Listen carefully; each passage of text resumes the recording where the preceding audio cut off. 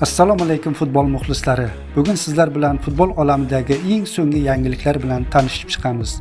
Agar kanalimizga obuna bo'lmagan bo'lsangiz, obuna bo'ling va ushbu videoga kanalimiz rivoji uchun like bosishni unutmang. Top Podcast Telegram kanali ma'lumotiga ko'ra, Neftchi klubi Nasaf jamoasi darvozaboni Abduvohid Ne'matovga qiziqish bildirmoqda.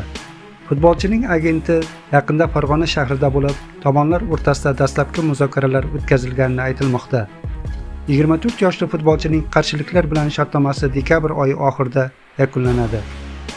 U joriy mavsumda barcha turnirlarda 33 ta o'yinda 35 ta gol o'tkazib yubordi va 11 bor darvozasi daxlsizligini saqlab qoldi.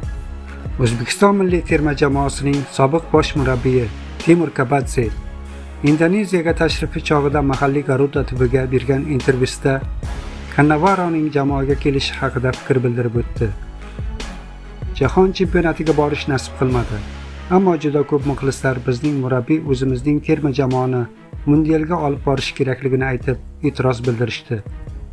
Bu holatni odamlar og'ir qabul qildi. Axir bu tariximizda birinchi marotaba jahon chempionatida ishtirok etishimiz bo'lardi va katta natijalar ham talab qilinayotgan edi. O'zim ham jamoani boshqarganimda muammo bo'lmasdi deb o'ylayman. Shu bilan birga bu men uchun katta tajriba bo'lar edi. Biroq rahbariyat boshqacha qaror qabul qildi. Bu qarorga sabab biz ilk bor mundialga chiqayotganimiz va u yerda bizni nima kutayotganini bilmasligimizdir. Tajribaga ega jahon chempionatida qatnashgan mutaxassis bo'lishi maqsadga muvofiq deb topildi, dedi Kabadze.